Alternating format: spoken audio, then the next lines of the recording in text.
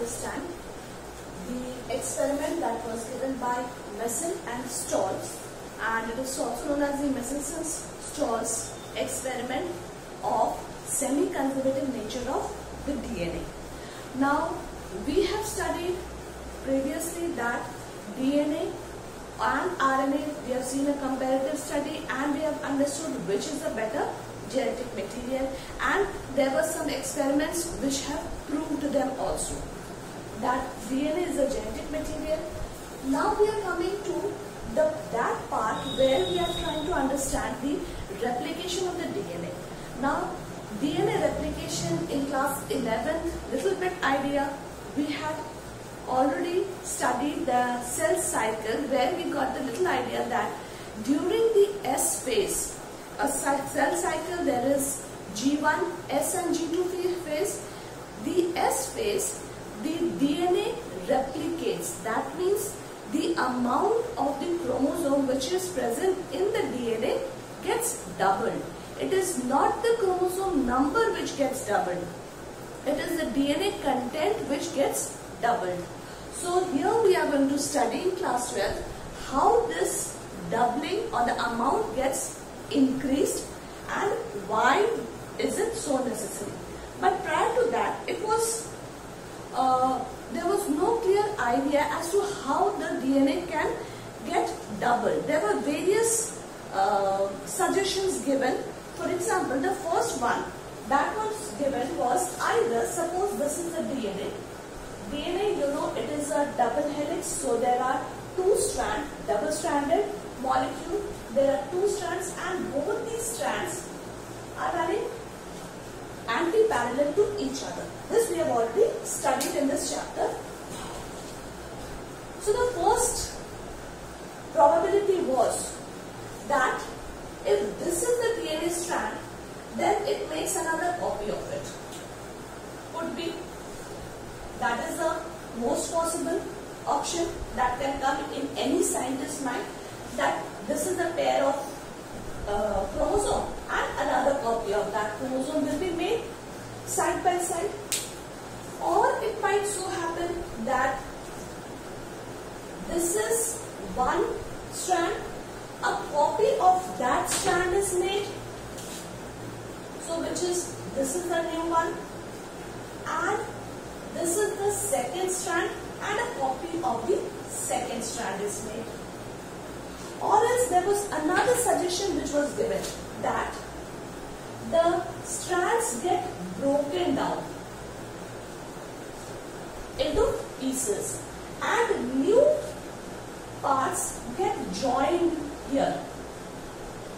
So we are seeing three suggestions which were given. Now suggestions are never accepted, you know, in science. They have to be proved experimentally. So the first method, this was named as, since the original set remains, so this was taken as conservative method. This is the conservative method of DNA replication. The second one, here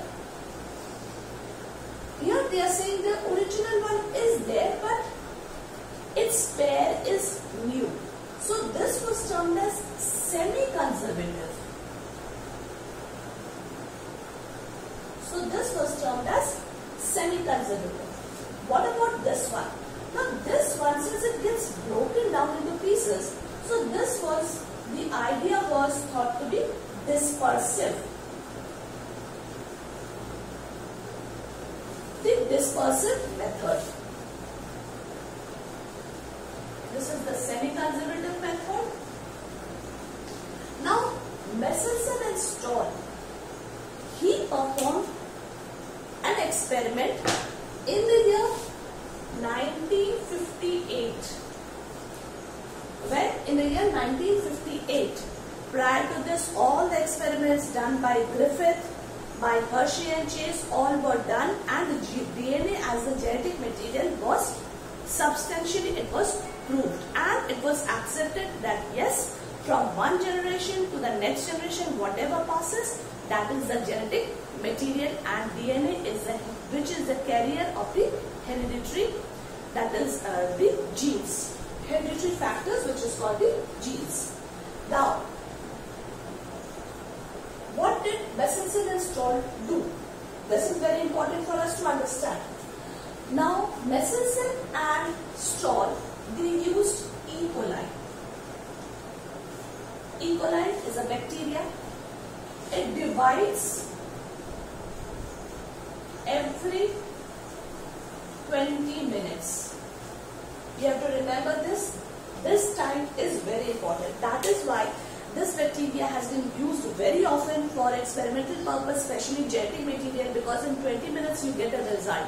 Or you can, in a day also, you can get a significant result which you can expect, or rather what you are expecting, or whether it is coming or not.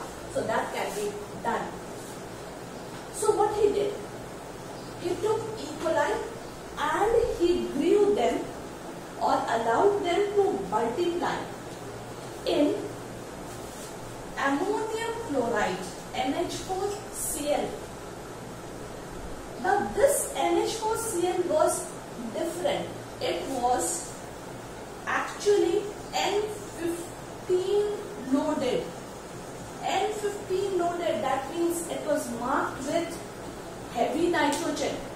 So all the nitrogen here were N15 types. So if E. coli is allowed to develop or divide, or it's, so what happens in the DNA? The nitrogen is present. Where is this nitrogen present? It is present in the nitrogenous base. If you remember the structure of the DNA, we have the phosphate group, the sugar group, and with the sugar group is attached a nitrogenous base.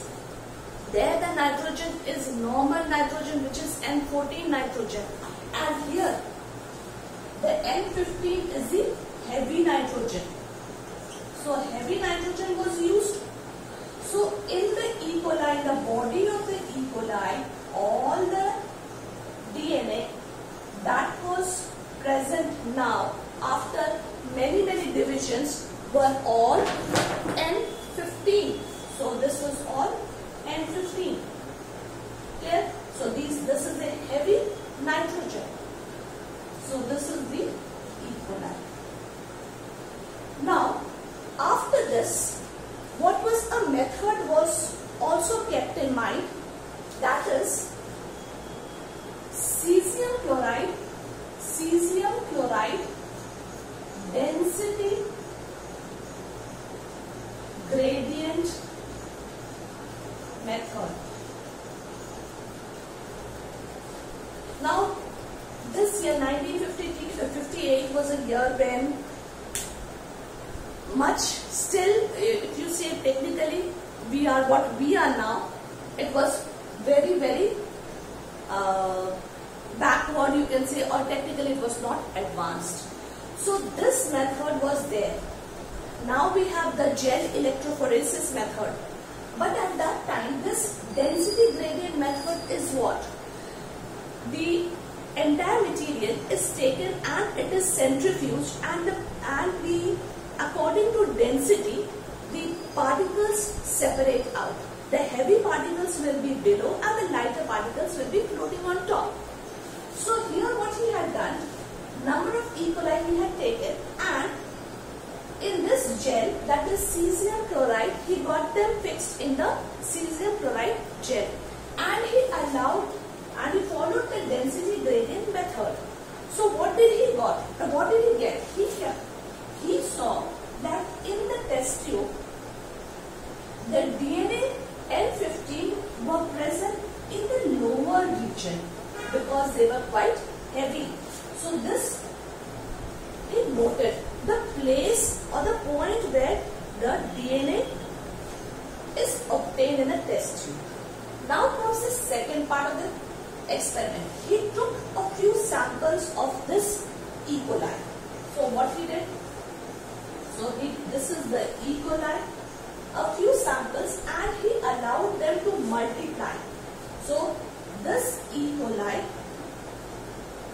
he allowed them to multiply.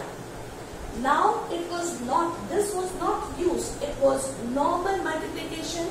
So normal NH4Cl was used. Is it clear? So heavy nitrogen was not used, it was N14 was used. So after 20 minutes, so what happens after 20 minutes? What did he observe? He got the DNA and he centrifuged. After the centrifugation, the gradient method, he got the place where the DNA was located was somewhere higher than what he had got here. It was little bit above. The position of the DNA was little bit above than what he had obtained in the first case. So this, he noted down this position. Then he allowed it to multiply for another 20 minutes. And then these are the E. coli. And then again he followed the cesium chloride density gradient method. And now he got, surprisingly, he got the DNA in the first position, a very, very small line close to this, that is the second. And there was most of the DNA was floating here. So now let us try to understand what has happened. In the first case, the DNA were very heavy and it settled at a position very lower at the end of the test tube. The second case, it was just little bit above this position. And in the third case, most of the DNA were above and a faint line was observed here. So what is the interpretation that he gave? He said, yes, this was the DNA, the starting DNA. This is the starting DNA. If this is the first, it can be, according to this method, everything is heavy. Everything is heavy. He allowed them, so everything settled here. In the second case, there is a possibility. This will be N14. So 50% is heavy and 50% is light. So that is why he got an intermediate line. So possible. So this is also possible. This is also possible. See, here also we can see the number 50% will be the heavy one and the 50% will be the light one. What about this one? It is absolutely not possible. In any case you cannot get, there wouldn't be three different lines. There would be only one single line in the dispersive method. So this was completely removed, this idea. So we are left with the conservative method and the semi-conservative method. Now, coming to the next, after 20 minutes, what had happened? Here, what we see that these are the originals and this was the new one. So what happened? We got two heavy and two light. So that is why here there was another, the faint light, that was the heavy one was here. Coming to the next part, that is the next 20 minutes. Again 20 minutes later, what happened to the DNA? The originals were here and this was the new one, and these two were already the old. Now this is not the new one. So this is again forming a new pair. So what we are getting here? We are getting a thin line. This is the third. This is the third case. This was the second case and this was the first case. So what did we get in the third case? These two were still heavy. Isn't it? So there was a heavy one was here. These two is the intermediate one. And the most of them will be the lighter one. So there is no chance. If it would have been conservative, we wouldn't have got this intermediate part. There wouldn't have been any intermediate. It would be either heavy or it would have been light. So finally, after repeated division, we observed that there was no light heavy one. The heavy one was here. And ultimately the three layers which were formed, which gave the idea that this is the semi-conservative method by which the DNA replicates. So finally the observation was DNA replicates